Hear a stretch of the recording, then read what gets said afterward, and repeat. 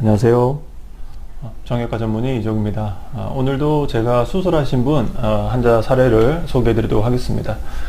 80세 어머니 환자분이셨고요. 양쪽 엉치, 양쪽 다리 통증으로 제 뼈를 내원하셨습니다. 허리를 펴고 걷는 게 힘들다고 하셨고요. 통증이 심한 날은 10m 정도밖에 못 걷는다고 하십니다. 허리를 펴고 걸을 수 없기 때문에 점점 허리가 구부러지고 있었고, 그 다음에 이제 근력 테스트를 해봤을 때 양쪽 다리에 힘도 빠져 있었는데요. 발목과 무릎 같은 경우는 모터 그레이드 4, 정상이 5인데 4 정도로 떨어져 있었습니다.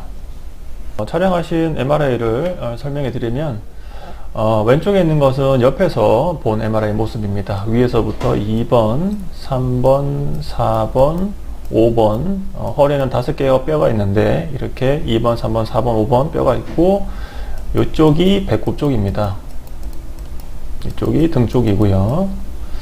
이 척추뼈 디스크 뒤쪽에 신경이 지나는 길이 있는데, 쉽게 이 길을 고속도로라고 생각하시면 됩니다. 고속도로가 막힘없이 쭉 내려와야 되는데, 옆에서 봤을 때 3번과 4번, 그 다음에 4번과 5번 사이가 잘록하게 좁아진 게 보입니다.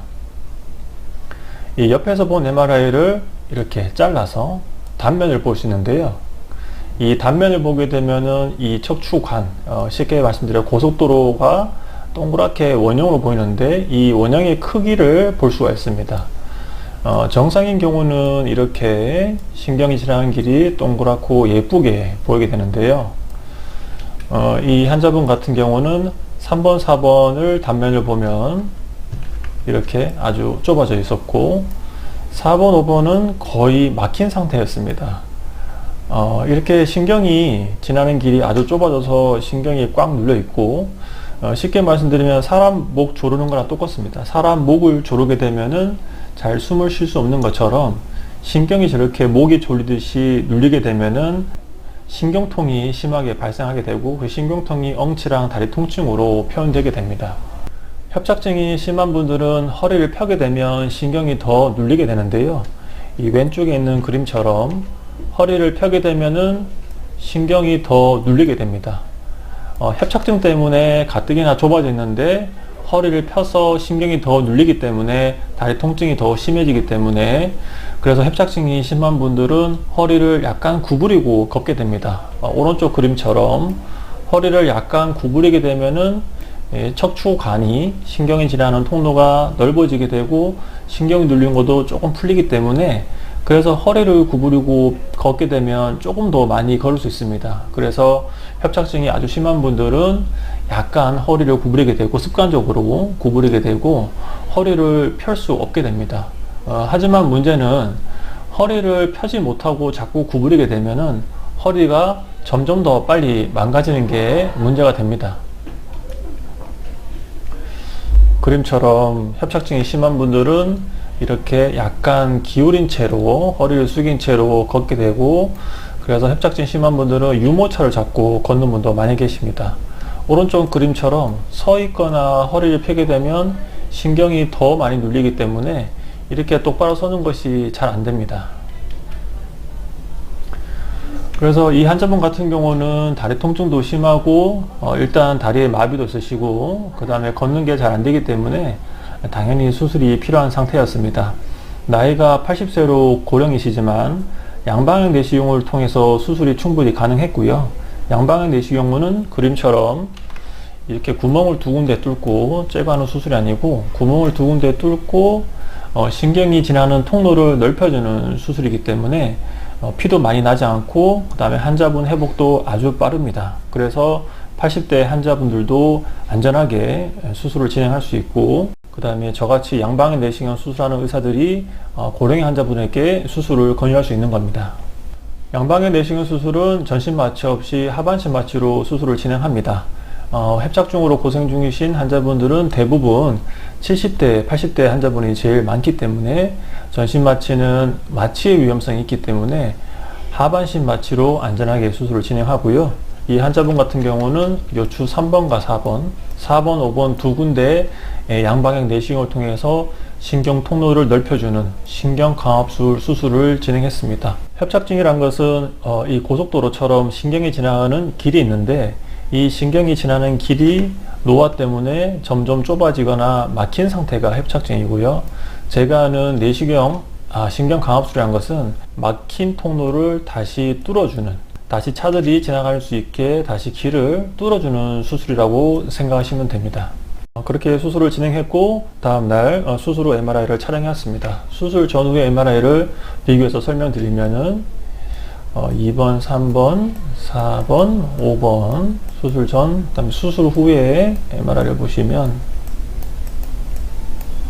수술 전후에 3번, 4번과 4번, 5번 사이에 잘록하게 좁아져 있던 신경통로가 수술 후에는 이렇게 넓어진 게 MRI상에서 확실히 보입니다. 그 다음에 잘라서 본 MRI를 보시면 3번, 4번 같은 경우는 신경이 눌려서 통로가 좁아졌었는데, 양방향 내시경으로 수술해서 통로를 다시 넓히고 나면은 수술 후에 신경이 지나는 길이 넓어진 게 확연히 보이고요. 그 다음에 4번, 5번도 마찬가지로 4번, 5번 같은 경우는 아주 좁아져서 거의 신경 통로가 막힌 상태였습니다. 내시경을 통해서 이 신경 통로도 다시 길을 넓혀줘서 수술 후에 신경이 지나는 길이 확 넓어진 게 눈으로 확인할 수 있습니다.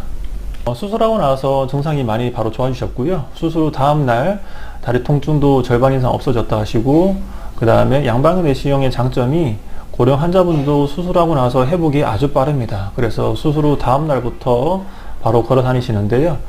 다음날부터 걸어 다니시는데 환자분께서 이제 허리를 펴고 걸을 수 있다고 하셨습니다. 그리고 다리의 힘도 점점 더 들어오는 것 같다고 하셨습니다. 나이가 들어서 허리가 점점 망가지게 되면 퇴행성 변화가 진행하게 되는데요.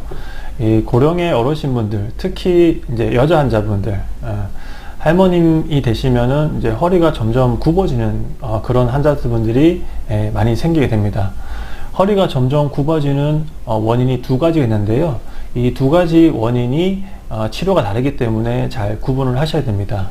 그림처럼 허리가 점점 구부러져서 지팡이를 쓰시거나 아니면 카트를 잡고 허리를 구부린 채로 걷는 분들이 계신데, 이 두 가지 원인 중에 첫 번째는 제가 방금 보여드린 환자분처럼 협착증이 있는데 신경이 너무 많이 눌려서 허리를 구부리면은 신경이 조금 덜 눌리기 때문에 그래서 허리가 구부러지는 환자분이 한 분 계시고요.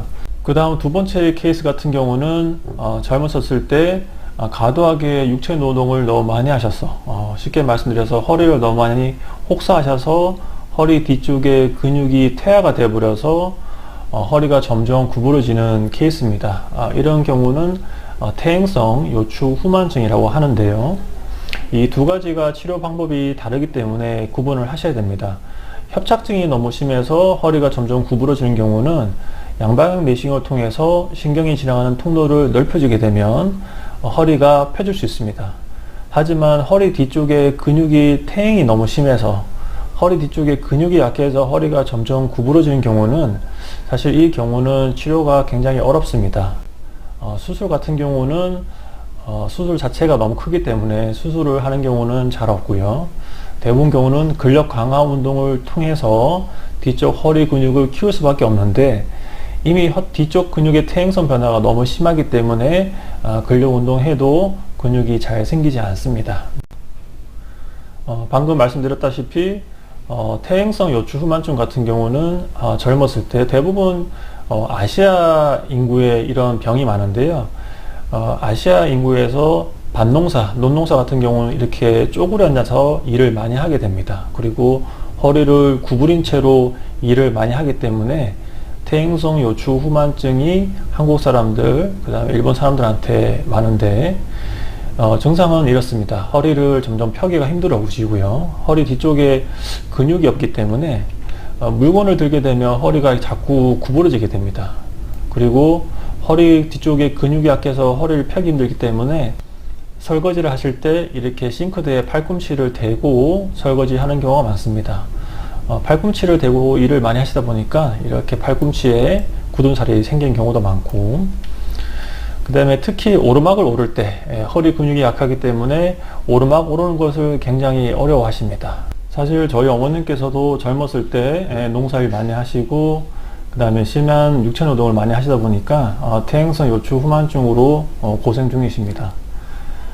제가 척추 수술을 하고 있지만 퇴행성 요추 후만증 같은 경우는 수술로 치료하는 게 사실상 불가능하다고 보시면 됩니다. 나사못을 박아서 척추를 세우는 방법도 있지만 대부분 고령인 경우가 많고 그 다음에 수술 자체가 워낙 크기 때문에 보통 고령 환자분들께 그런 수술은 권유드리지는 않습니다. 중요한 것은 허리를 젊었을 때 잘 관리해서 퇴행성 요추 후만증이 생기지 않게 잘 예방하는 것이 중요하겠습니다. 하지만 협착증이 심해서 허리를 펴지 못해서 점점 허리가 구부러지는 경우는 제가 방금 말씀드린 것처럼 양방향 내시경을 통해서 신경이 지나는 통로를 넓히게 되면 허리를 펴고 더 잘 걸을 수 있습니다. 그래서 협착증으로 고생 중이시라면은 협착증을 점점 병을 키우지 마시고 더 진행하게 되면 다리에 힘도 빠지고 잘 걷지 못하는 증상이 생기기 때문에 이런 경우는 저처럼 척추 내시경 하는 의사를 방문하셔서 상담하시고 수술이 가능한지 여부를 꼭 확인하시는 게 좋겠습니다. 오늘 영상도 시청해 주셔서 감사드립니다.